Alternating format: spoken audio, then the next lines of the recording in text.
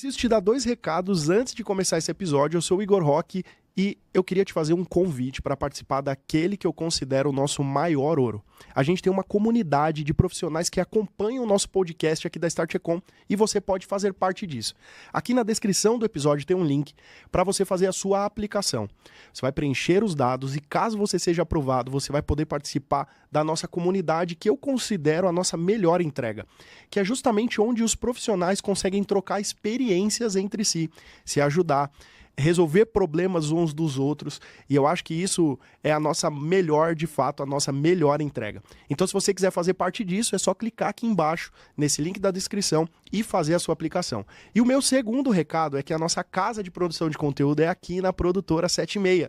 Então, se você quer ter seu próprio podcast, fazer seus eventos, gravar seus cursos, aqui é o lugar. É um ecossistema completo de soluções para que você só se preocupe com o seu conteúdo. Então, se você quiser fazer parte também desse ecossistema onde a Start Econ faz parte, é só clicar aqui embaixo e conhecer também a Produtora 76. Então, bora lá para mais um episódio. Olá, pessoal! Estamos começando aqui mais um episódio do Líderes Digitais. Eu sou a Priscila Viana, estou com minha parceira aqui, a Juliana Couto. Couto, prazer. Para quem ainda não ouviu. Isso. Porque quem já ouviu, a gente sempre se apresenta, né, isso Ju? aí. Já deveriam ter ouvido. É.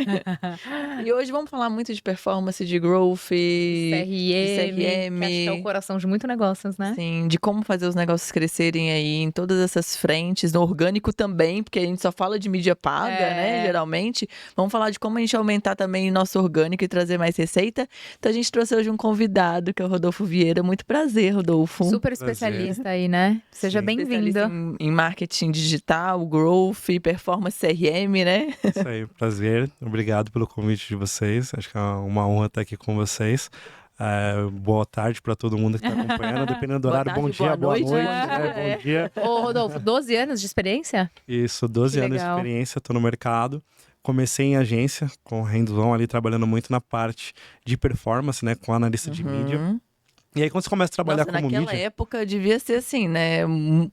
Tinha só Google, poucos canais, poucas coisas, né? A gente tinha o Google, que era muito forte, o Facebook estava começando ali na época, com algumas ações, e aí você tinha a display ali bem fraca ainda de Google, você tinha algumas outras coisas que você fazia fechando com parcerias em outros mercados, e tinha muita coisa naquela época ainda de disparo de e-mail marketing, né, que hoje já, depois de LGPD, acabou, né, então era um mercado um pouco diferente. Disparava ali com o MailChimp. Isso, você comprava base. Não é? Comprava base. Gente, o tanto de gente que comprava base, né? Comprava mesmo, Sim, né? sim. E é Era de verdade. boa, assim, depois tudo virava aquele tanto de spam. Sim, sim. Nossa. E você sempre gostou dessa parte, assim, mais de dados, de Sim. performance? Quando eu comecei a minha carreira, eu estava na faculdade de publicidade, e quando você faz publicidade Mais um publicitário aqui, né? Tem vários. a gente fazendo é um curso de humanas, né? E eu já entrei na faculdade com 22 anos, e aí eu falei, poxa, eu preciso me destacar rápido, e dentro da faculdade ninguém gostava de números. E dentro dos modelos de trabalho de publicidade, você tem o mídia. E mídia é número o tempo todo. Então eu falei, poxa, ali eu consigo me destacar, porque eu já tinha facilidade de números, e aí eu comecei a estudar. Na época, a faculdade não dava essas questões de conhecimentos práticos do mundo digital, então eu fui um cara que enchia muita paciência de muitas referências do mercado. Diga a Marta Gabriel, que eu ficava mandando mensagem para ela quase toda semana. Ela tinha um curso na época na HSM. Nossa, eu chorei quase 6 meses para conseguir um desconto, mas eu fiz o curso com ela. Legal. Nossa. Olha que legal, você era curioso, né? E já obstinado, que você queria isso, queria aprender, e você foi buscando. Sim. E aí eu fazia na FMU, né? E na FMU não tinha essas questões de conteúdo. Na época, a SPM tinha um laboratório que acho que ainda existe até hoje de marketing digital, que nenhum aluno frequentava. E aí tinha o Pedro, que era o diretor, como que fala? O professor ali coordenador de curso. Eu falei, poxa, eu vou falar com ele para ver se ele aceita alunos de outro lugar, porque, poxa, ele tá com um espaço lindo e nenhum aluno da SPM quer fazer. Deixa eu usar isso aí. Poxa, eu posso fazer? Ele, não dá só aluno. Mas eu frequentava todos os eventos que ele fazia lá dentro do muitos abertos para o público, né? Aí eu me inscrevi em todos. Então eu frequentava muito a SPM, Belas Artes, só fazendo cursos abertos ao público, que tinha muitos professores que já estavam ali buscando especialização e aproveitavam para fazer as pesquisas deles, né? E apresentar com os alunos e interagir com a turma. Então você já gostava de número mesmo. Era um publicitário que gostava de número. Sim. E aí ficou mais fácil, né? Sim, porque quando, até durante a faculdade, eu falei assim, poxa, preciso entrar no mercado de trabalho. E aí, para entrar no mercado de trabalho, você tinha as agências. E dentro das agências, tinha os processos seletivos bem focados para estágio. E aí, para entrar nas agências, eu já, antes de fazer todos os processos seletivos, eu já tinha tirado todas as certificações do Google, por exemplo. E aí, quando legal. eu fui fazer as entrevistas, poxa, eu já estava com todas as certificações. Você sempre pensou na frente, né? Tava Era ali na capaz de frente. estar mais bem qualificado do que um analista que já estava na agência, na né? agência. E aí, o que aconteceu? Foi até isso. Eu entrei na agência, uma agência pequena, e aí depois de 2 meses já estava como analista pleno. Que isso, gente. E assim, eu fico vendo, gente, o Google, ele o tempo inteiro tem certificações novas, né? Sim. Como que é Muda. isso, assim? Igual eu falo, eu fico acompanhando como gestora de e-commerce, né? Mas geralmente o time que cuida de mídia, eu fico vendo, sempre eles estão falando que tem coisas novas E até acontecendo e eles vão tirando um monte de certificação. E Pri, isso é até uma dor pra gente, né? Porque às vezes você vai fazer um processo seletivo, alguma coisa. Ah, porque você tem que ser especialista em performance Google. Gente, não Isso. tem como eu sentar numa cadeira de gerente ali, Não dá. olhar pra financeiro, marketing, e estar atualizada com o Google. Quem falar que tá, não, Sim. Não, entendeu? eu mesma, difícil. eu já fiz, né, curso de Analytics, Ads e tal. Mas eu falei, nem vou tirar certificação porque não é a minha especialidade. Mas eu entendo, se eu precisar entrar e tal, a campanha. E aí até a gente fala que às vezes tem coisa que a gente tem que entender pra gente não ser enganado, Não né? ser enganado, Então eu tive que entender por isso. Pra cobrar. Mas eu não tenho certificação. Mas eu vejo quem é especialista em performance tem muitas certificações, né? Como E que é como isso? que muda? E agora com a inteligência artificial e tal. GA4, né? Sim. O GA4, que assim, que ele é ótimo por um lado, mas ele é ruim pro usuário ali, né? As métricas, eu fico, gente, eu sofro com esse GA4 que só atualiza lá 10 horas da manhã. Sim. Conta pra gente. O ponto, são dois cenários, né? Porque eu tive experiência na minha carreira que foi em agência e depois fui pro corporativo. Quando eu falo de agência, e até um ponto que era de liderança, sendo gerente em agência, você precisa dar o exemplo pro time. Então, normalmente em agência, quando eu cobrava pro meu time de ter uma certificação e todo mundo está certificado para poder atender os clientes com conhecimento e tudo mais, eu tinha que estar Você certificado. tirava Entendi. antes. Então, eu cobrava o time pelo exemplo. Então, eu tinha que dar o exemplo que eu era certificado, que eu tinha conhecimento. Eu participava dos eventos todos do Google, Facebook, que normalmente você chama os referências do mercado para conseguir fazer esse treinamento. Então, tinha que dar o exemplo pro time para todo mundo certificar. Sim. Quando eu vou pro corporativo, aí já fica realmente muito mais difícil. Porque aí você tem que olhar muitas outras coisas além da mídia. Você tem que estar muito envolvido no negócio, olhando várias outras partes da O cadeia. negócio como um todo, né? Não é só Isso. a mídia. A Isso. gestão do negócio. É o né? objetivo da companhia, Tem que ter enfim. outros Sim, skills, né? E é até mais legal quando você entra no corporativo que você consegue realmente desenrolar muitas coisas. Porque quando você é agência, muitas vezes você fala com uma Fornecedor. pessoa, você dá um relatório para alguém, você passa a ideia, essa pessoa vai pegar esse conceito, vai discutir com o time dela provavelmente, ou com o chefe dela. Esse chefe dela depois vai pegar esse material, vai fazer um outro resumo para aí sim Na chegar verdade, no board. quando você é agência, você não passa um plano tático, você só passa as informações, né? Normalmente você consegue fazer o tático. Mas aí, por exemplo, você vai pensar num tático. Vamos pensar, por exemplo, na época que eu estava em agência, estava muito forte a questão do início do cashback. Então você fala para muitos fornecedores, para muitos clientes, poxa, pega uma ferramenta de CRM bônus, tem várias que estão crescendo no mercado. É só plugar, você vai dar cashback, você vai entrar numa comunicação com o cliente no final da linha. E aí você passava isso. Essa informação, até chegar para o tomador de decisão, E não decidir. demorava, entendeu? É. Então, quando você está dentro do negócio e você já consegue saber o que é alavanca de negócio, com maior facilidade você consegue levantar isso para discussão. E às vezes você dentro do negócio, você fala assim, poxa, eu não tenho dinheiro para isso. Você consegue olhar o que você pode, dentro do seu orçamento, cortar para você fazer um novo teste. Então, isso você consegue ter autonomia que na agência, poxa, você não tem noção Não tem, né? do que ele está gastando com todas as ferramentas que estão na Headcount, operação. tudo. E você tem algum case de cashback legal? Você já viu? Tem. Na realidade, de implementação, a gente participei lá na ReHap, que a gente fez um programa de cashback. Era com parceiro Legal. ou era próprio?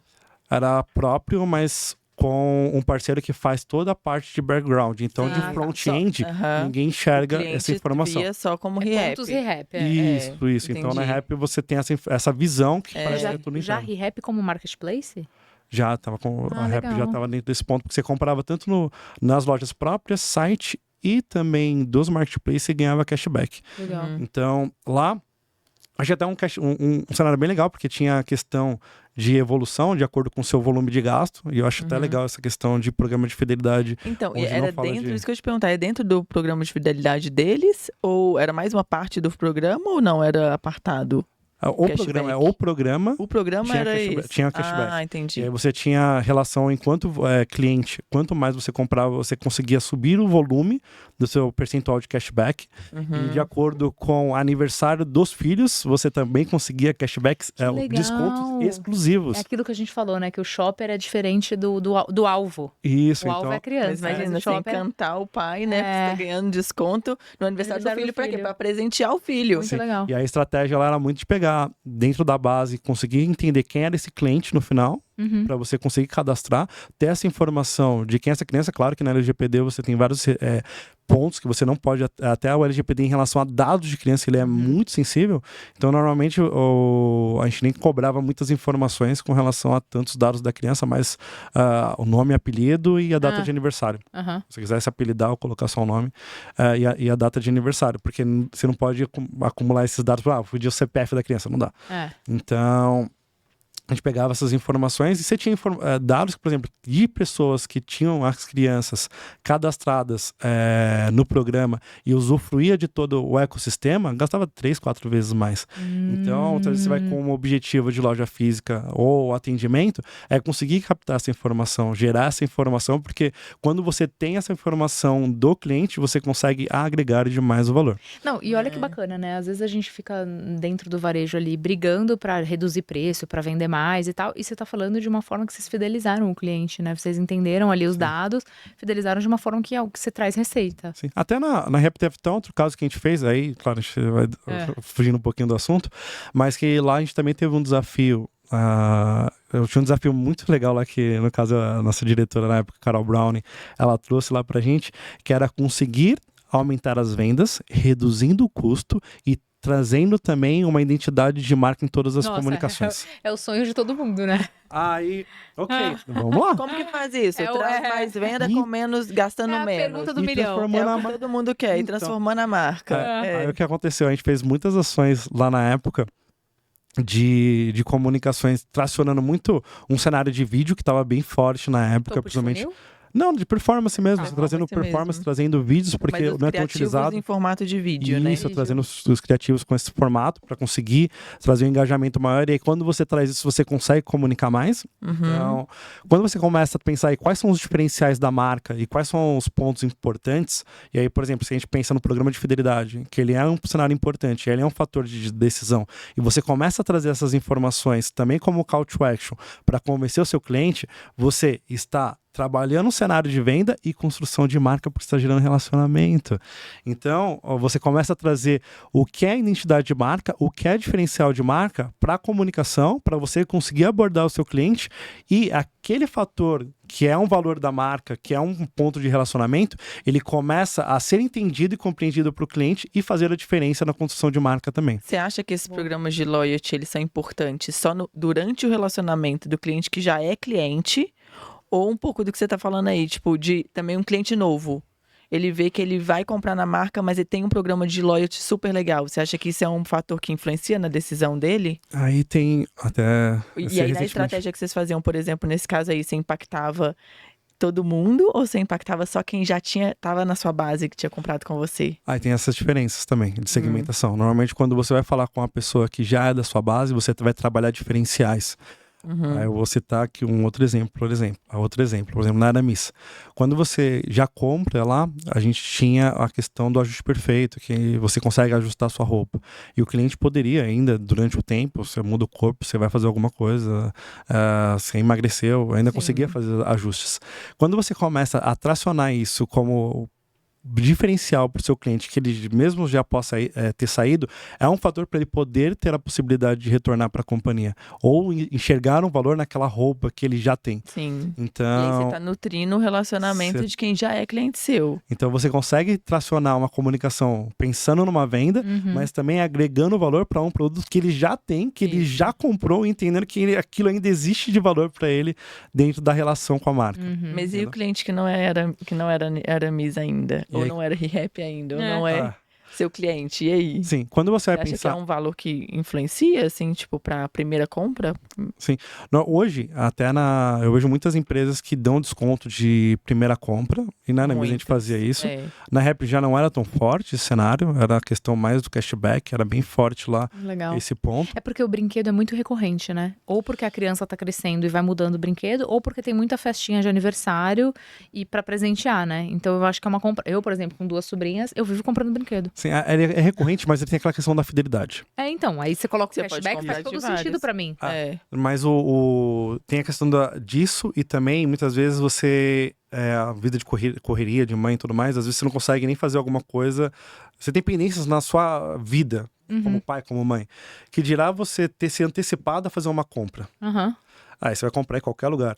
E aí, até a questão de experiência lá, você tinha a questão de você poder comprar online e só passar na loja para retirar. E aí você conseguia facilitar tudo isso usando cashback. Mas você acha que, por exemplo, se você nunca tivesse comprado na ReHap, e aí você fosse impactada com alguma mídia que falasse de cashback, isso influenciaria você comprar? Com certeza, eu acho. Por exemplo, eu vivo comprando na ReHap, na loja física, porque eu deixo pra última hora e vou na loja perto de casa. Eu acredito que pode ser uma boa. boa. Se eu soubesse, ou não sei se ainda existe, pra mim faz sentido. Eu acho que é uma boa estratégia. E eu tenho visto as empresas mudando um pouco esse approach de primeira compra, sabe? Tipo, eu acho que a primeira compra ainda funciona, e aí o pessoal coloca, às vezes, pop-up dentro do site, faz criativo e tal para a primeira compra, mas também comunicar esses outros benefícios. E o que eu tenho visto, que aí eu não sei o que você acha disso, Rodolfo, assim, criativos com muitos outros benefícios. Então, no criativo tem falado do frete grátis, tem falando Pix, tem falando de uma forma ali que tem que ficar muito harmônica, o designer tem que ser muito bom, porque o cara vai ver o criativo muito rápido, às vezes em social, mas ele tem vários atributos, não é só o produto e preço, né? Não é. O cliente quer muito mais do que produto e preço, as técnicas né? de cor, de botão, tudo, né? Aqui aí eu vou só finalizando a questão do cashback lá, entendeu? Sim, você põe tudo dentro do criativo pro cara fazer a primeira compra dele. Passando no ponto do cashback em relação à primeira compra. Hoje já vê marcas que elas dão um valor de cashback muito forte para a primeira compra, para estimular a pessoa a comprar pelo benefício. Em vez de dar cupom, porque a pessoa compra uma vez e não volta nunca mais. Eu gosto. O cashback você fideliza. Não, mas aí, segura essa informação, não volta nunca mais. E o que acontece? Hoje tem muitas empresas que trabalham ainda o cupom de primeira compra, e aí quando você vai analisar os números, e aí, gente, isso é um problema que normalmente a gente tem no nosso mercado. Se a gente olha alguma coisa que os números dizem pra gente que está bom, ou que tem uma participação legal, normalmente a gente não para questionar se aquilo pode ser melhorado ou se aquilo é real, ou se aquilo é bom, ou se aquilo faz sentido. Quando a gente olha para o cupom de primeira compra, você vai entrar em qualquer estratégia e ele vai estar em primeiro, ele vai estar num principal. Geralmente tá, entre os top 5. Isso, todo mundo vê isso. E ninguém, às vezes consegue questionar isso. Poxa, será que eu posso desligar? Poxa, mas eu vou desligar esse risco do cupom. Será que esse valor do cupom venda. tem essas questões? Esse valor é bom? Será que eu poderia baixar um pouquinho? Não, e outra, eu deveria dar em preço, um valor fixo ou em percentual? Assim, cruza isso com quantos clientes voltaram depois, porque senão você vive de primeira compra. Então vamos lá, segura essa informação que eu tinha falado pra você segurar naquela hora, então, em relação a que não compra mais, tá? Tá no topo segura essa informação que eu tinha comentado. E aí o que acontece? Quando você pega essa relação de primeira compra, quantas pessoas já pararam para analisar endereço de compra de todos os cupons de primeira compra. E eu já fiz isso. Eu cheguei a analisar pessoas que compraram 15 vezes como primeira compra para entregar no mesmo endereço com vários e-mails e nomes diferentes. Né? Porque permite, o mesmo CPF com vários... por CPF. Troca o e-mail, o endereço. Entendeu? Então, você analisou isso já? Que legal. Já. Então, por exemplo, você tem pontos que acontece isso. E o que acontece? O cliente enxerga a primeira compra mais importante do que o programa de fidelidade. Porque se o programa de fidelidade fosse bom, quem ia ficar comprando tantas vezes com primeira compra? Só que acontece, a maioria das empresas hoje, quando você vai olhar no e-commerce, você vai olhar um programa de fidelidade, a primeira compra é melhor do que o relacionamento do programa de fidelidade. Às vezes é mais atrativo, né? O Sim. benefício. E aí, por exemplo, você tá lá na ReHap, por exemplo, que eu achava legal. Lá era 5%, você conseguia, até que as margens eram menores lá, mas era 5%, às vezes, quando tinha cupom de primeira compra. E no programa de fidelidade, você conseguia até 15% de desconto. Caramba. Muito mais interessante. Entendeu? E aí você vai lá, o que eu vou fazer um monte de primeira compra lá? Não precisa. Não precisa. Não precisa, Gente, porque mas o seu eu vejo programa um monte fidelidade de é muito marca melhor. com 300 mil cupons e sem estratégia casada.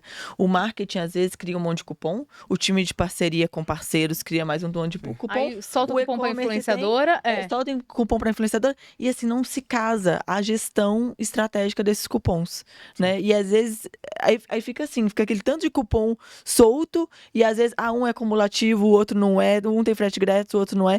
Mas se você pegasse aquilo tudo, aí por isso que às vezes que não deveria ser o mais atrativo, se torna muito mais atrativo do que o outro, que é para relacionamento, que é para aumentar a LTV, que é, né, que assim, a longo prazo é muito mais interessante para a empresa. Fica naquele imediatismo ali, às vezes, por exemplo, de um cupom de influenciadora, que às vezes é melhor do que um cashback, é melhor do que uma primeira compra. E aí eu vou aproveitar um outro gancho que você falou a respeito de um monte de coisa que a gente divulga no site, que do criativo, que tem que colocar Pix, colocar um monte de Tem coisa. por tudo. E aí você pensa nos cupons. Toda vez que você vai fazer o cupom, você tem que divulgar o cupom. Você pensa numa peça de cupom, qual que é o destaque na peça do cupom? É o código do cupom. Ele é mais destacado do que o produto. Você vai pensar, às vezes eu até estava conversando esses dias na pós, e aí na pós a gente estava falando, no MBA que eu tô fazendo, na FIA, e a gente estava falando sobre teste AB. E aí eu, como já tinha experiência, eu falei, poxa, vamos lá, eu aproveitei para explicar um pouquinho pra galera. E aí naquela bate-papo eu falei, pega aí alguém e fala um e-commerce. Aí tinha uma galera que eu faço de inteligência de mercado. Aí falou, eu trabalho na empresa X, vamos abrir a empresa X. Aí a gente abriu e falou assim, então, olha esse site. Tem um botão do WhatsApp gigante no canto direito. Ali em cima você tem parcelamento de Pix gigante numa barra antes de chegar no menu. Aí a gente abre aqui os banners. Olha esse banner chamando um descontão aqui com cupom. Olha aqui embaixo essa outra promoção. Olha esse outro canal de comunicação. Quando você vai pensar esse monte de informação, e isso vai desde ver uma esquizofrenia, até porque isso impacta em mídia também, porque todo mundo quer divulgar tudo, quer divulgar todos os canais novos, aí você faz um Pix parcelado, vou divulgar o Pix parcelado, e aí tudo isso fica em evidência dentro da sua comunicação, como chamar isso. O cliente, quando entra nesse site, o que ele vai fazer? Ele não sabe nem pra onde ele vai. E ele só quer desconto, né? Não, ele só quer desconto porque só tá falando de desconto. Você só fala desconto. Entrou lá, ele viu desconto, pronto. Ele vai procurar o máximo de desconto que ele pode. Sim. E até eu vou citar um exemplo, até voltando ali lá na ReHap em relação ao desafio que eu tinha. Um dos pontos que a gente fez lá de trabalhar, é claro que lá tinha uma licença poética, porque nós tínhamos muitas licenças que nós trabalhávamos. De brinquedos, né? De brinquedos. E aí, quando você trabalha com licença, a gente começou a aproveitar muitos lançamentos de filmes, junto com a indústria, para trazer essa identidade dos personagens para divulgar produtos e divulgar coleções. Tá trabalhando uma cara do site. Então, até o site ficava clusterizado, caracterizado, colocando ali solzinho, colocando os Minions e tal, muitos bonequinhos ali, outros personagens. E aí, a gente chegou até alguns modelos de, poxa, fazer teste AB, trabalhando personagem. Eu vou citar um aqui, por exemplo, os Minions, que eu acabei de citar ali. Um criativo com os Minions e um criativo com desconto.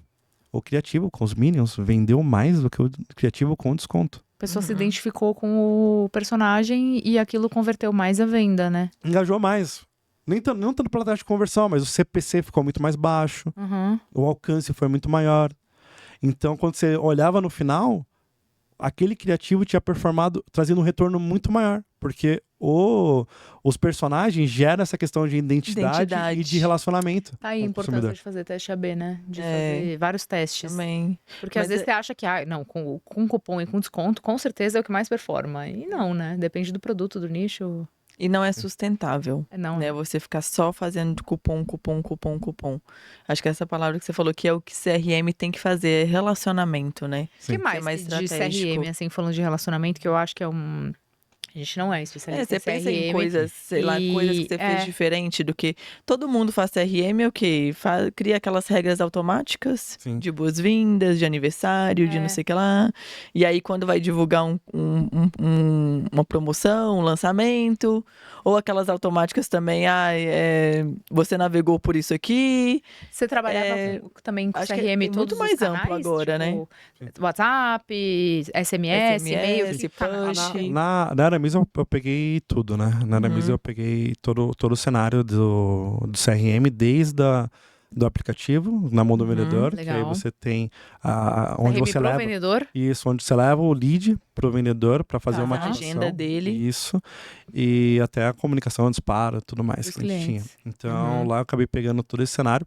E também a questão da fidelidade. Então, que tem empresas que normalmente separam, né? Tudo isso daí. Na Rap tinha um gerente para cada um desses pontos.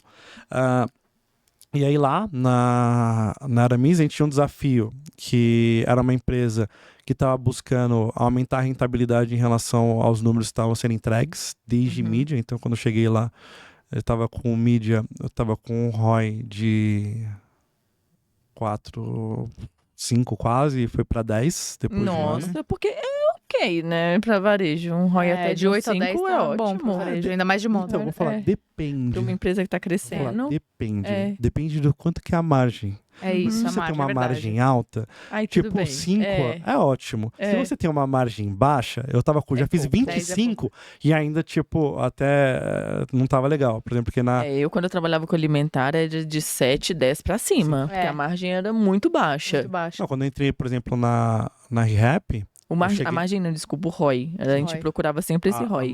a margem da ReHap era muito baixa, né? E aí, quando eu entrei lá, eu entrei no digital com um ROI de 12, mais ou menos. Aí depois, no primeiro ano, foi para 18, e quando eu saí de lá, tava 26, 27. Ótimo. Entendeu? Mas aí, quando você sai... Mas lá, quando tava 26, 27, até teve... Foi em 2022, o Ronaldo, que era o CEO da empresa, 2020, o ano que a gente subiu de 12 para 18, já tinha sido o primeiro ano que o e-commerce tinha entregado no EBITDA positivo. O e-commerce existia desde 97. E em 2022, o EBITDA do e-commerce superou o EBITDA da loja física. Olha. Entendeu? Mas então, isso com crescimento de vendas. Crescimento de vendas, mais a redução da parte do custo de mídia. Porque o que acontece? Sim. A gente estava crescendo lá na faixa de 30%, 40% no ano, a gente teve essa faixa de crescimento, e o percentual de mídia investido, ele saiu de basicamente 10 para 7, 8. Me corrija uma coisa se eu estiver errada. A ReHap começou como um e-commerce próprio, replicando o que tinha em loja, e depois ele virou um marketplace, certo? Correto. Você estava lá nessa época da virada do marketplace? Eu estava quando iniciou o marketplace, eu já entrei com ele iniciado, mas quando eu entrei lá, a gente estava basicamente com 50 mil produtos, e ainda os processos até que a gente teve de alavancagem lá, era trabalhando muito forte com o time de Hunter, no marketplace. Eu entrei na época com calçados na Calan, no marketplace da ReHap. Legal. Era uma novidade, porque tem tudo a ver, né? O time calçados infantis. Então. E aí, quando a gente foi lá, quando a gente estava discutindo com o time, eu falei, poxa, pessoal, eu tenho um desafio muito forte de reduzir o meu investimento, a margem de investimento. Né? Preciso aumentar esse ROAS, tenho que subir, tenho que reduzir os custos. E um dos pontos que eu tive lá de ideia foi, se eu trouxer mais produtos, eu tenho uma variedade maior de palavras-chave para você trabalhar. Trabalhando com volume maior de palavras-chave, eu tenho um CPC que eu posso ter menor. E aí, conforme eu cresço o número de produtos, eu consigo trazer mais volume para o site, às vezes até com o mesmo investimento, reduzindo investimento, e consigo tracionar a venda. E além disso, a gente fez um trabalho muito forte lá também de melhoria do site. Então a gente foi até um dos primeiros cases de sucesso que teve de virada de Vetex.io, porque a gente fez um planejamento muito animal lá, de entender todas as páginas que eram relevantes.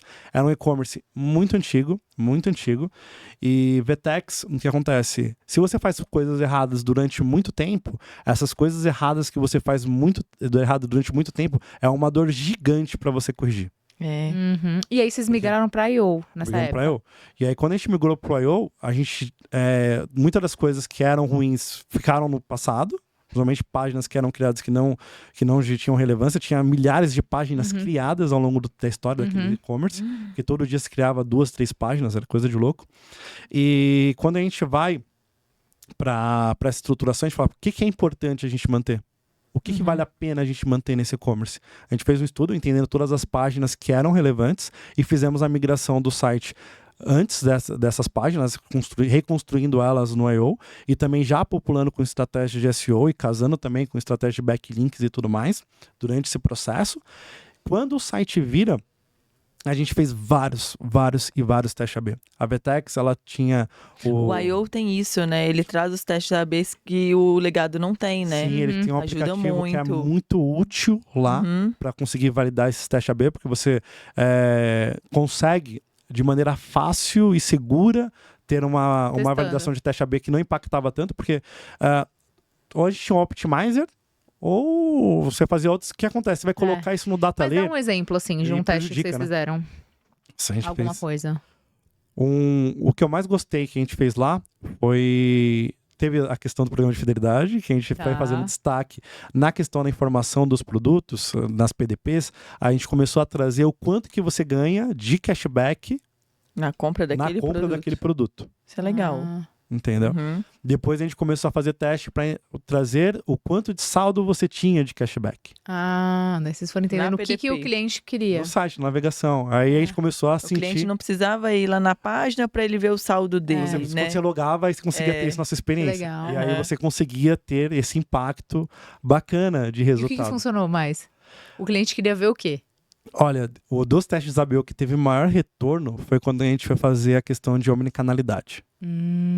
Porque a gente começou a testar a questão de omnicanalidade e a gente trabalhou muitas informações para trazer as informações de entrega. E aí chegou até o ponto de levar as informações de entregas na PDP, trabalhando com geolocalização. E ainda estava no início da LGPD, a gente pegava as informações de navegação, seja do seu servidor ou do seu dispositivo. Então, se você aceitava, pegava do seu dispositivo, que errava muito pouco, tipo, na rua de cima. Sabia certinho onde Errava na rua de cima. Tipo, não acertava na sua rua, mas você estava muito próximo. E a e quando era pelo servidor, acertava seu bairro, pelo menos.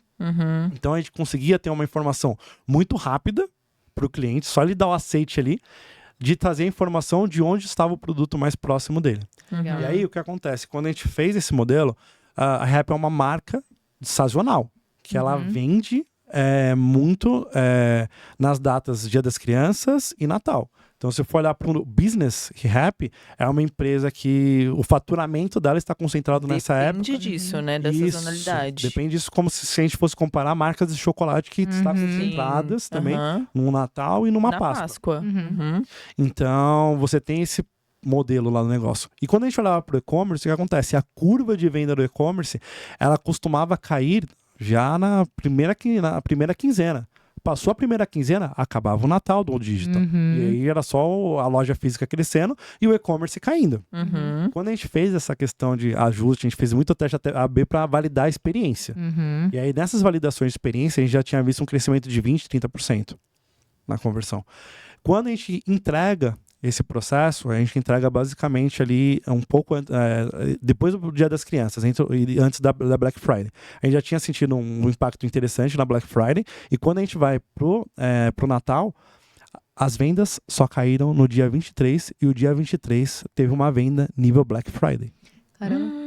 Cara, que são aí, aqueles desesperados, e aí quando eles viam lá que realmente ia entregar na data e tal, eles compravam. Se você fosse comparar, por exemplo, dia 23 com dia 23 de um ano versus o outro, porque o dia 23 não importa o dia que ele caia, tá? Ele vai ser o dia 23, vai vender, é o principal dia, acho que é o principal dia do varejo brasileiro. Sim. Né? Mais do Desde que você entregue no dia, tem uma forma ali de comodidade, né? Não, digo do varejo brasileiro, porque geral, seja né? loja física, e-commerce, tudo. Agora o e-commerce, realmente, o cliente tem aquele receio de não receber, né? Isso.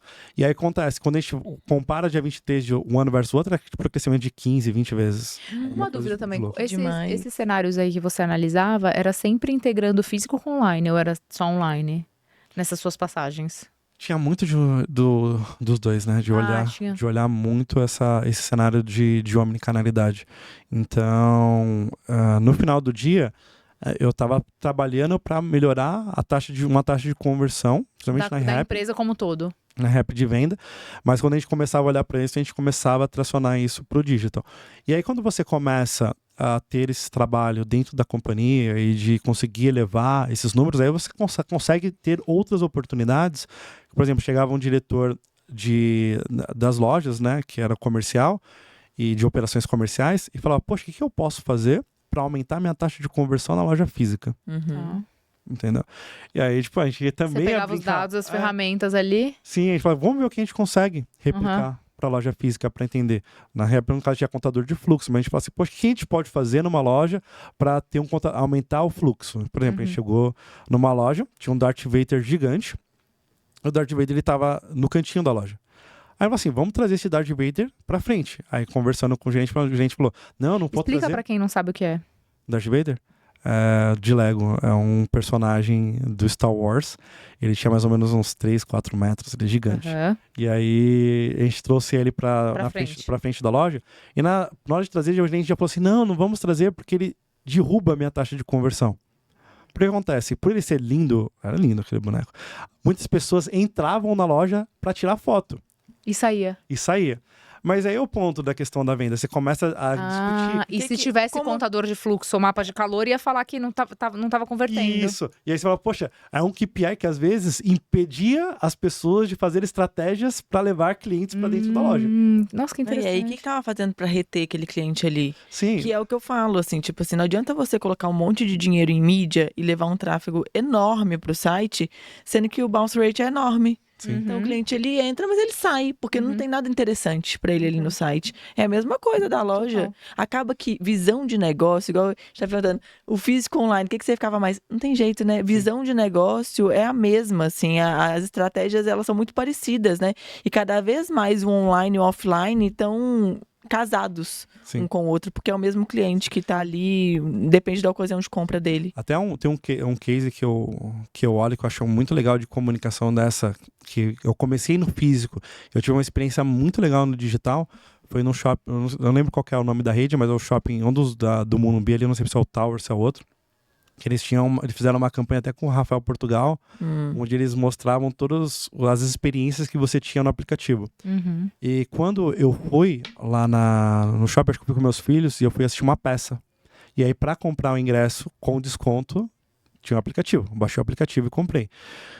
Enquanto eu passeava, eu tava com meus filhos, aí, não sei, eu tava mexendo no celular, apareceu uma campanha, propaganda do Rafael Portugal, falando que com o aplicativo eu pagava estacionamento. E aí eu falei, poxa, não preciso mais ir lá fazer o estacionamento. E aí daqui a pouco, ainda durante ao longo do tempo, eu fui recebendo várias comunicações, sempre com ele, fazendo brincadeiras, tipo, para comprar ingresso, para experiências, para descontos, para várias coisas que você conseguia fazer com o aplicativo. Então, é um cenário que, às vezes, por exemplo, como que você consegue, às vezes, esse cliente que está na loja física, fazer uma interação que vai te gerar um sinal para você explorar essa informação de alguma outra maneira, seja no seu aplicativo, seja num cadastro, seja numa geração de uma informação que às vezes é importante para o negócio. Um outro caso que eu vi também que eu não sei se eles estavam usando essas informações depois, mas foi bem prático. Foi, acho que na Decathlon, quando eu fui fazer, eles fizeram um programa de fidelidade, foi até com a mesma empresa que a gente fez lá na ReHap. E quando eu fiz o meu cadastro lá, o vendedor falou assim, clica nesse link, basicamente gerou um QR Code para mim na tela, gerei o QR Code, porque normalmente você tem que ficar falando pro vendedor, ele vai colocar coisa errada. Rapidinho eu preenchi, enquanto ele estava passando minhas compras, eu já estava feito o meu cadastro, já bateu lá para ele, eu finalizei meu pedido. Eu falei, poxa, que animal, porque ele já facilitou meu atendimento, porque eu preenchendo seria mais rápido do que ele, e além disso ele pode ter gerado essa informação, dados, insights para aproveitar a comunicação. Eu acabei só recebendo mais comunicações de CRM lá, mas poxa, dá muitas vezes para integrar isso também como um sinal para mídia, para você fazer comunicação, né? Legal. E deixa eu te fazer uma pergunta aí, falando um pouquinho de mercado, né, de futuro e da sua opinião, né? Eu acho que não existe uma resposta certa. O que você acha do e-mail marketing? O que você já viu acontecer? Como que tá? Você acha que tá caindo a conversão porque ou não? O e-mail em si, não tem como dizer que o e-mail vai morrer, porque você usa e-mail para tudo, para iFood, para qualquer cadastro, você vai usar o e-mail. Então, pra e-mail documentar, né? Não tem como, né? E-mail é de uso. Mas o que você acha em relação a isso? Então, a questão, o e-mail em si, os números que a gente já teve no passado, a tendência eu acho que é reduzir impacto principalmente de alcance. Tá. Né? Então, cada vez mais vai ser mais difícil você falar com esse cliente, conseguir a autorização desse cliente para mandar uma promoção. Você acha que Então, por conta da LGPD? Mas Ou tem um gente, site de não quero receber. conscientização também, Cliente que né? não faz a opt-in, na hora que ele cadastra, ele não quer receber, Sim. alguma coisa assim, porque ele tem medo de receber spam. É ficar Porque tem recebendo medo muito de ficar e-mail? receber- Esse tanto de coisa que às vezes não é personalizada para ele. Tem isso, É. mas se a gente for pensar até no nosso cenário, quem já está com uma vivência de digital mais alta, a gente tem um e-mail só para cadastrar em e-mail marketing. Uhum. A gente tem um e-mail que a gente só usa para isso. E a gente tem um outro e-mail que aí sim a gente É usa o pessoal. É. que a gente usa para pessoal. Então, tem esse cenário que a gente já traz para de cultura, a gente já tem uma vivência mais alta. Mas quando a gente vai para o consumidor final, ele não vai trabalhar com isso. Isso vai acabar incomodando muito ele na relação. Então, os números de opt-in, cada vez mais eles estão reduzindo, né? E o trabalho para você manter esse número maior é muito cuidadoso. Porque hoje, você tem o número de canais de comunicação aumentou também. Muito, canais de comunicação, de aquisição. Mas sabe o que eu acho que tem? Eu acho que tem 2 segmentos que eu acho que ainda funciona mais um pouco assim. Que é moda, porque tem muita coleção, você quer ver a coleção nova que tá lançando toda hora. Uhum. E de repente, beleza, eu acho. Eu gosto de ver o lançamento, Mas eu acho que a por isso que as informação, marcas o começaram a colocar conteúdo. essa estratégia. Tipo, É. assine a newsletter para você É. receber promoções em primeira mão. Eu acho que Pra realmente você tem receber. segmentos que... Só que hoje, igual a gente estava falando, às vezes você tem um aplicativo que você vai receber um push do aplicativo. E aí, com o lançamento, também você vai ser pioneiro em ver aquela novidade, né? É que Hoje tem outras ferramentas, o WhatsApp também, gente. Tá SMS, muito... você já trabalhou? Já, aqui, só para falar nessa questão de e-mail de comunicação, quando a gente pensa no mercado como um todo, acho que cada vez mais as empresas estão se digitalizando e entrando nesse mercado de digital. Acho que a pandemia facilitou bastante, mas quando a gente olha CNPJ, olha todas as pessoas jurídicas do Brasil, o número de pessoas que hoje tem uma estratégia de comunicação de CRM é baixo. É tipo 30%, 40% do mercado. Pouquíssimas É muito marcas. pouco. Então você tem um mercado de amplitude muito alto ainda para a questão de comunicação com CRM. Muita gente acha que CRM é você disparar e-mail para base full com tudo. Sim. E aí depois você tem um outro aí você ponto. fica lá estragando sua base, Sim. na verdade. Aí você tem um né? outro ponto, que é muitas vezes essas mesmas empresas que já têm implementado não operam na excelência da utilização da ferramenta. É isso que a gente viu aqui num convidado que a gente recebeu de calçados, infantil, e ele falou exatamente isso. Quando eu cheguei lá, falavam assim, o CRM não funciona. Mas peraí, a mãe era mãe de menina e tava recebendo calçados de menino de lançamento toda vez. Então, assim, é lógico que não vai funcionar, não vai converter mesmo. Sim. Então não tá segmentado do jeito que deveria. Pega e manda pra base inteira. Sim. E aí só fica estragando a sua base, na verdade, Sujando, né? Sujando a base o tempo inteiro. E aí quando a gente olha para esse cenário da ferramenta, da plataforma que você está operando, isso é como um todo. Porque se a gente for pensar que SEO é super importante, todo mundo no mercado sabe. E normalmente as plataformas hoje já facilitam com campos para você inserir essas informações. E esses campos muitas vezes não são preenchidos adequadamente com estratégia. Ou muitas vezes nem são preenchidos, o que dirá todas as outras ferramentas que estão dentro do ecossistema de uma empresa. Então, isso não é só para uma plataforma de CRM.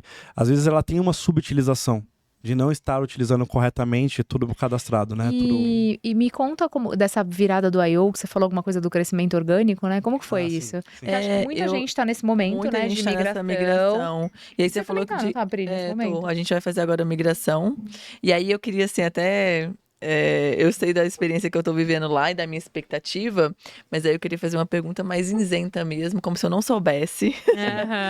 Faz de conta que eu não sei, que eu não tô passando por isso, porque eu acho que é a dúvida que as pessoas têm, que algumas pessoas me perguntaram também. Quando a gente vai mudar pro I.O., às vezes as pessoas pensam assim, tipo, você tá mudando para um site novo, então se eu mudasse para uma outra plataforma seria a mesma coisa? Porque muitos sites são construídos, igual você mesmo falou, cheio de puxadinho, cheio de coisa mal feita.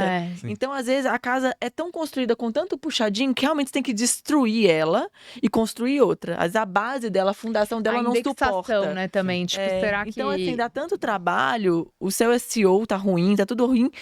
Então, às vezes é melhor destruir tudo e construir outra.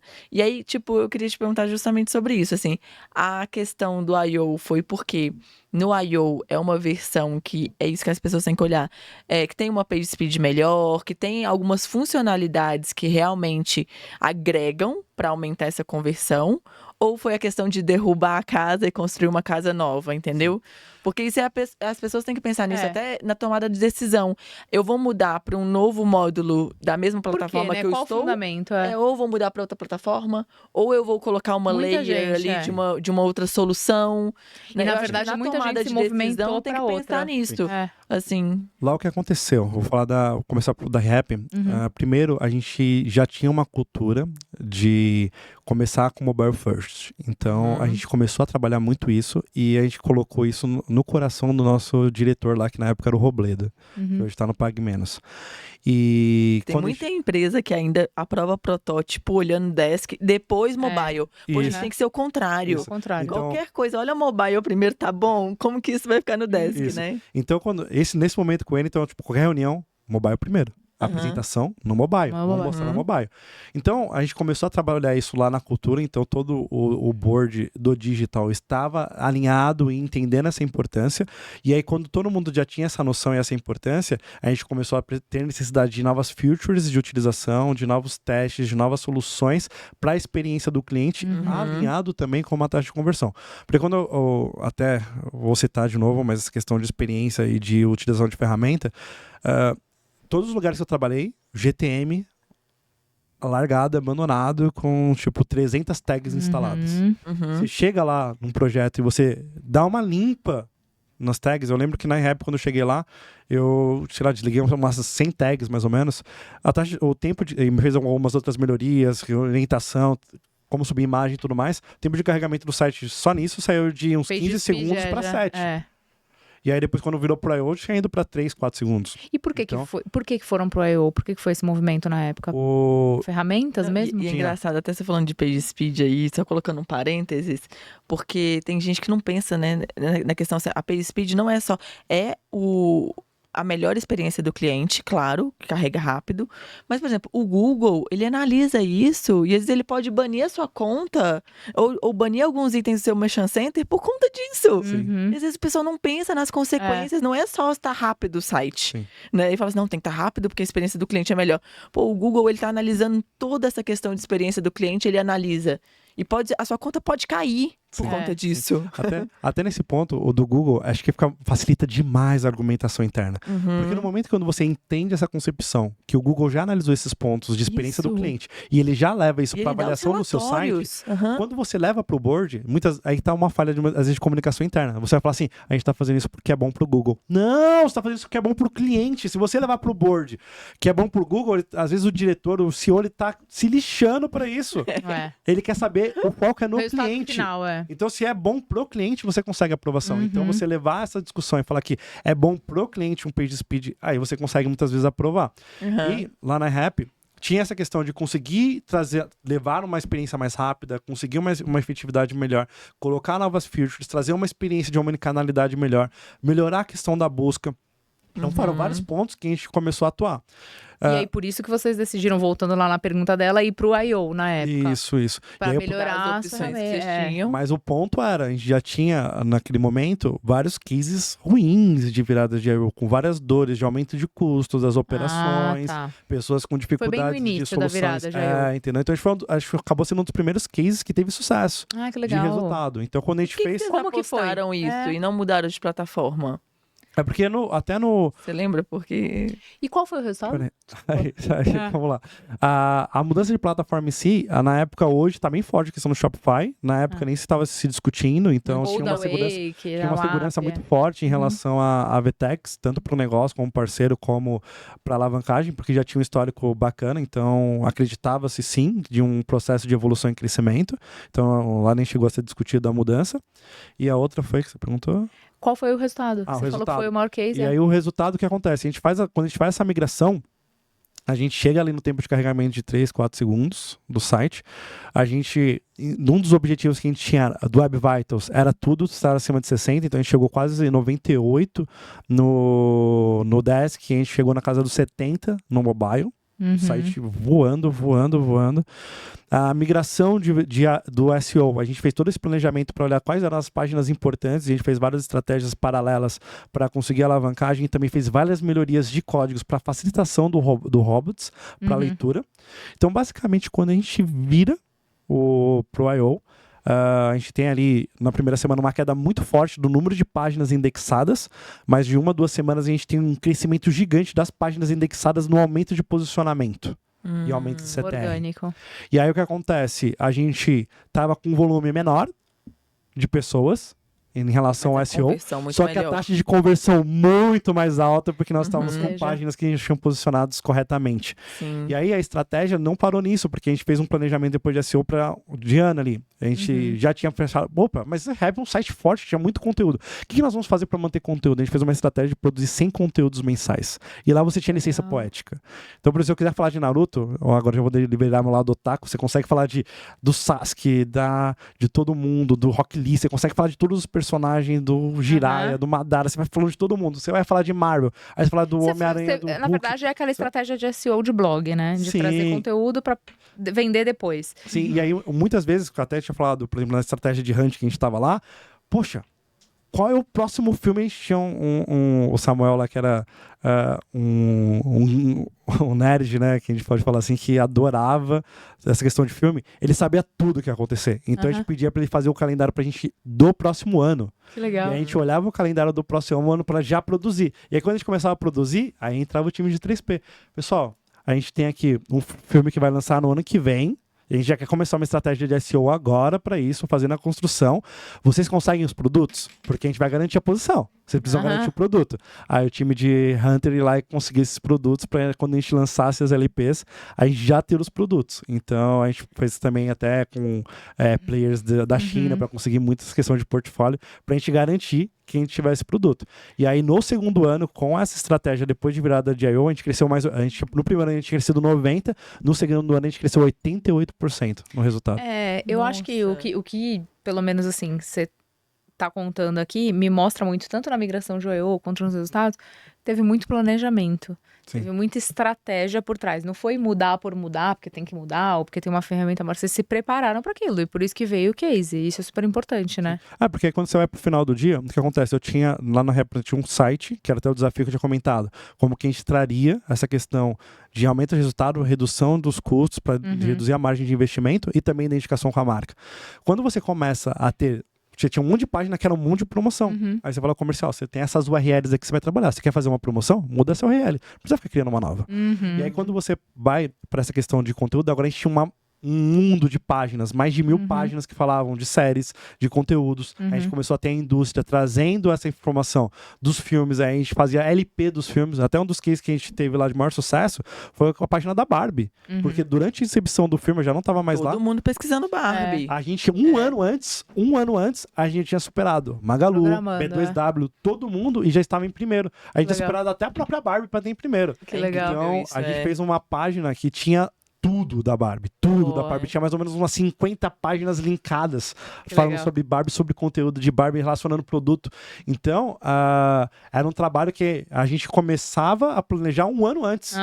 Então, a gente conseguiu fazer esse planejamento de um ano antes para falar o que é importante para a gente estar. E, claro, você tem que ter um apoio de alguém para trazer produto.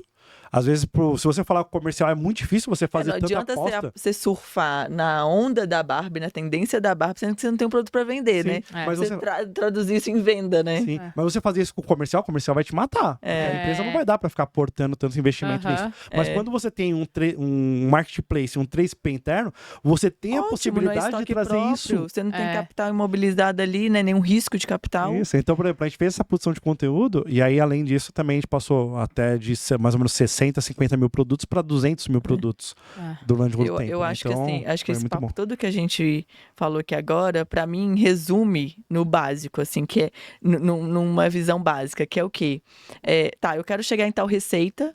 Para eu chegar em tal receita, eu tenho um ticket médio de tanto, então eu preciso de tantas sessões no site, tanta gente entrando dentro do site. Isso hoje eu gasto tanto de mídia, tenho X de ROI. né? Sim. E aí, como que eu faço para aumentar? Eu tô nessa receita, eu quero pular pro dobro de receita. Então, para pular o dobro de receita com o mesmo ticket, com a mesma taxa de conversão, eu vou precisar o dobro de sessão. Para eu ter o dobro de sessão, eu vou gastar o dobro de mídia? Ou não, eu vou trazer um SEO melhor, eu vou trazer um orgânico melhor. Tem muito canal, eu vou né, trazer hoje. um referral melhor, Sim, né? sim. Porque eu vou trazer blog e tal. Então eu tenho que trazer essa receita, que é o dobro, essa sessão que é o dobro, para eu trazer a receita em dobro, de outras formas, a não ser só pagando. Ou eu melhoro tudo que você estava falando também de CRO dentro do site. Estrutura, né? Estrutura, porque aí eu aumento o ticket médio, eu aumento a minha conversão. Então, se eu aumentar a conversão e o ticket médio, eu preciso trazer menos sessão, eu preciso pagar menos mídia, eu preciso ter menos esforço de orgânico. Então, assim, é tudo, Tem vários matemática, caminhos, né? é o Não que a gente tem- começou a falar. É matemática, Sim. né?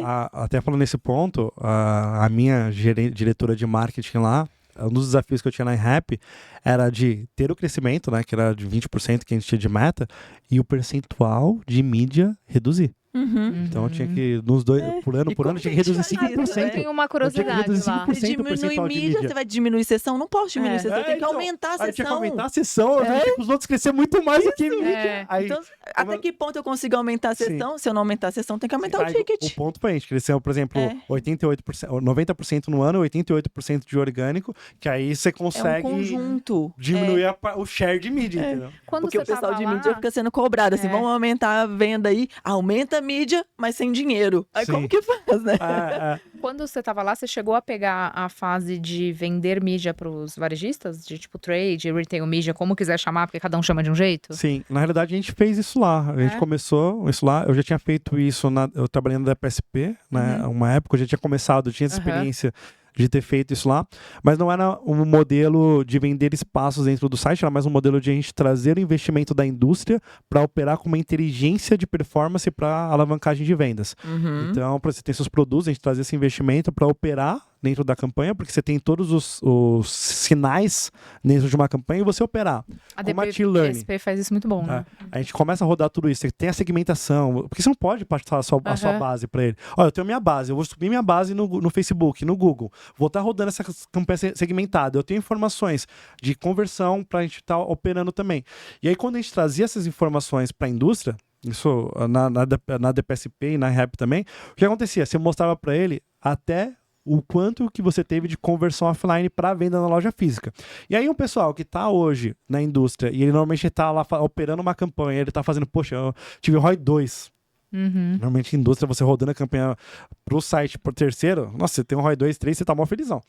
Quando você mostrava para ele o ROI de 20, olhando que você teve venda na loja física, venda no site, poxa, não tem como, aí você consegue ir alavancando e fazer esse crescimento. Então, eu lembro até... E aí todo mundo ganha no final, né? Sim, eu lembro até, eu rodei as primeiras vezes desse modelo lá na DPSP e na indústria, nossa, a indústria tem, para farmacêutica, muito dinheiro. Muito dinheiro, é isso que eu ia falar. Muito. Me mandaram uma Eles grana não sabem como usar o dinheiro. Eles mandaram uma grana que, tipo, eu rodava no ano quase em alguns projetos. Você falou, rodar em um mês. não tem nem como gastar esse tanto de dinheiro. Não, dava pra gastar, mas eu falei assim, nossa, eu nunca Mas tinha será que rodado. é inteligente gastar também, né? Tem que ver tudo isso. Sim, às sim, vezes não. Pra ele, sim, Tinha porque que ele tá... encaixar lá onde que eu vou pôr esse E às dinheiro. vezes também ele- tem aquele lance que virou um mês, ele já não pode mais aproveitar, Sim, né? sim, A tem verba. Tem demais isso, tem demais Porque na a gente indústria, varejo. né? Às vezes é peanuts, porque às vezes você vai indústria colocar tem isso. a modelo que eles colocavam, uma das pessoas mais famosas do mundo. Uma Imagina. brasileira, uma modelo, né? Aham. Gisele Bündchen. Quanto que não custava o cachê dela? Só não sai de casa por menos de 500 mil reais pra fazer uma Exato. campanha.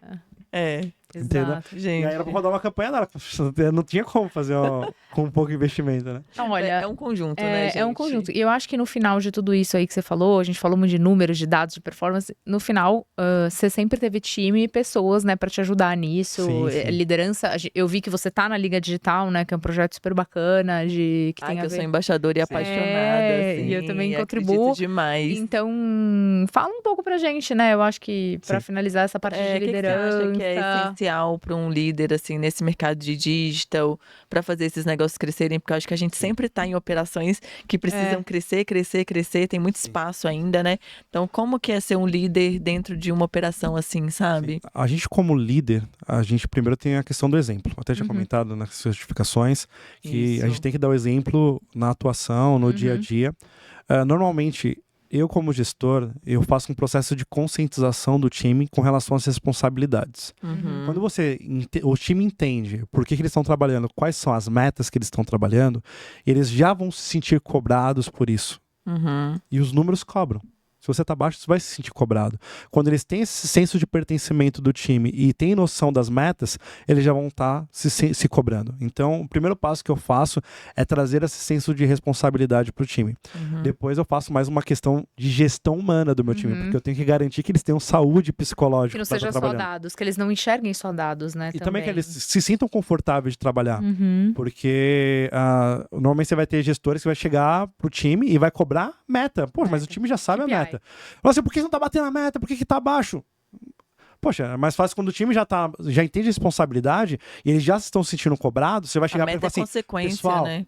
A gente tá abaixo da meta. O que nós vamos fazer para alcançar a meta? Ou o que a gente pode fazer? Alguém tem alguma ideia? Vamos trabalhar junto? Eu gosto muito dessa coisa da escutativa. De ser colaborativo. De ouvir o que eles têm de ideia, Porque no final do dia, a gente como líder, a gente é uma cabeça. Eu já liderei 15 pessoas já.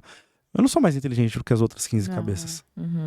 Às vezes, na verdade, tem alguém que é até tecnicamente muito melhor que você no time. Com certeza. E a ideia de quando você é líder é você tracionar essas pessoas para se tornarem executores e profissionais melhores do que você trazer pessoas boas. Sim, porque se você fosse o melhor para fazer aquilo, você continuaria fazendo aquilo. Você faria tudo sozinha, não precisaria ter um time. Entendeu? Então você tem que ter essa questão de entender capacidade, de organizar para conseguir a evolução do time. E motivar, né? Sim, então um dos orgulhos que eu tenho dos projetos é muito mais do que deixar para trás essa questão de resultado que às vezes aparece, que é sair na mídia e tudo mais, para as pessoas que você do projeto. Pegar uma pessoa que às vezes, por exemplo, era um redator, você fez a evolução dele profissional para ele chegar no analista de CRM, você pegar um designer, evoluir ele para virar um analista de UX e UI, pegar um analista de mídia, fazer ele crescer para olhar toda a questão de growth, não só a questão de mídia. Então, você precisa muitas vezes ter essa questão de entender para onde o funcionário quer ir, o que ele quer fazer, quais são os anseios dele de vida, para você explorar isso para crescimento. Porque no nosso mercado, o que você faz hoje, você está na sua cadeira, você está trabalhando hoje. Daqui a 1, 2 anos, a maneira como você trabalha, a maneira como o seu time performa, não vai ser o suficiente para você bater a meta daqui a 1, 2 anos. Não é menos que 1 ano, daqui 6 meses já não é. Então, hoje em dia, né? Você precisa ter uma capacidade de evolução do time muito forte. Inovação. Então, o time, para você falar para ele que ele vai desenvolver novas tarefas, que ele vai fazer mais do que ele estava fazendo, que ele vai desenvolver novas habilidades para conseguir crescer tanto na companhia com mudanças de cargos e evolução salarial, mas também a companhia crescendo para ter um profissional para atender as necessidades é super importante. Então, acho que esse desafio na liderança é o mais difícil, porque você vai estar se relacionando com pessoas que têm dores, que têm dificuldades, que têm a vida familiar envolvidas muitas vezes. Todos nós temos, né? E aí você ter essa capacidade de entender, e a pandemia me ajudou demais disso, eu tive líderes que me inspiraram demais para você olhar para um ser humano e você ver ele holisticamente. Ali no profissional. Porque ainda hoje tem, até agora voltando mais essa questão de corporativo, tem muitas pessoas que escondem o que ela é 100%. Deixa só o profissional, que às vezes não é o que a pessoa é. Ela só tá ali como uma pessoa que vive daquela maneira para alcançar aqueles objetivos. Né? Ela vive com aquela capa para alcançar os objetivos. Ela não está se entregando 100% ao que ela é. Então, a pandemia trouxe muito disso e eu carrego muito disso, de me entregar 100% mostrando quem eu sou e buscar isso com o time. Então, de já ter, normalmente como você é líder, e até de onde eu vim e tudo mais, você tem noção, poxa, que quem mora na cidade de Tiradentes é longe para vir.